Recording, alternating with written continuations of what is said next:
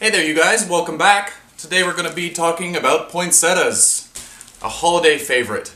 At the end of the season you can always pick these up for about 25 cents, maybe $1 each if you want to grow it as a houseplant, but right now they're a little bit more expensive because it's prior to the holidays and they're in season. So I guess we're going to just talk about care and how to keep them alive. And perhaps if you want to have them regrow and rebloom for next year, we'll talk about a little bit about that now. Later on in time I might do a video on how to make it happen, but for now let's just talk about how to keep these guys alive. So poinsettias like a bright, indirect location, but more on the bright side than... I keep mine in a shaded spot. They'll do fine until Christmas time. I usually get rid of them after Christmas just because I don't have space. But if you want to keep them good and healthy, you want to give them a good amount of sun and keep them warm, but not too warm. Just an average house temperature, 71 degrees, 72 degrees is perfect for them. They will tolerate warmer in the summertime, but if you want to keep the blooms, you want to keep the temperatures a little bit lower. As for watering, they like to dry out slightly between waterings. You just want to make sure that the soil level, the surface of the soil just dries between waterings, and then you want to water it really, really well when you do water it, and make sure to empty any excess water after about 10 minutes of the plant soaking. Just to make sure that you don't overwater it. These plants will not tolerate wet feet, but they also won't tolerate being too dry.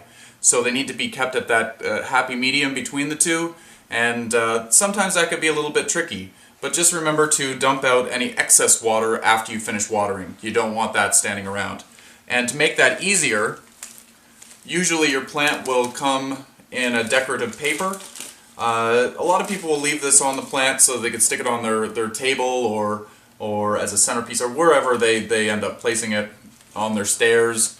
I say remove this because this is so flimsy. When you get water in here, it just turns into a mess, and it will hold the water, but if you try to empty it out, it just gets really messy. Buy yourself some decorative pot covers, and I just pop these right on there just like that. It looks pretty well the same. This way, after I water it, give it about 10 minutes to soak up any extra water, because if the soil's dry, it does take a little bit of time to rehydrate.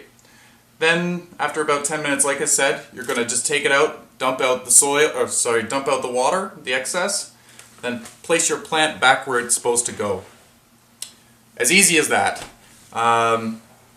I tend to have a hard time with them because I let them dry out too much in the house. I used to work at a growing greenhouse that grew these professionally, and we used to use the spaghetti string watering irrigation systems, and you used to know which ones weren't getting the water because they would kind of collapse, and then there's no sense in even trying to rehydrate them. They just aren't the same after that. They just look like heck. And you don't really want that. You want to keep them nice and lush as long as you can. What else can I say? If you want to keep these past the holidays and get them to rebloom the following year, they are... Oh, I can't remember the word for it.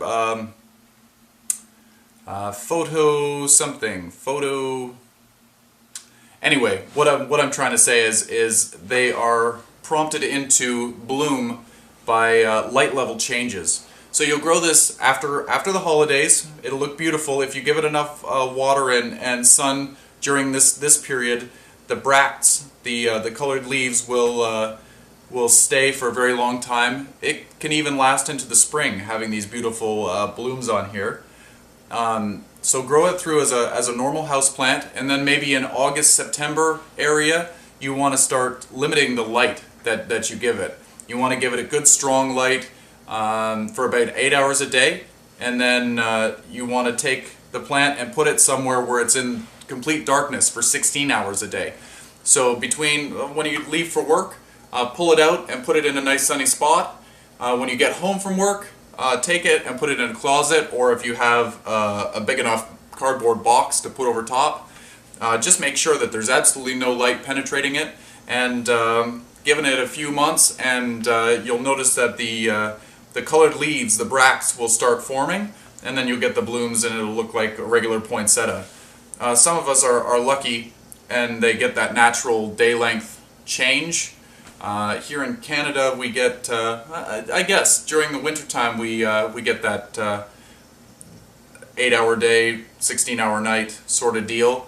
But then when you're in a home environment, we turn on lights, and that affects it. So that's why you want to put a box over top when you're at home, and let it do its thing, and you will get blooms for the next year.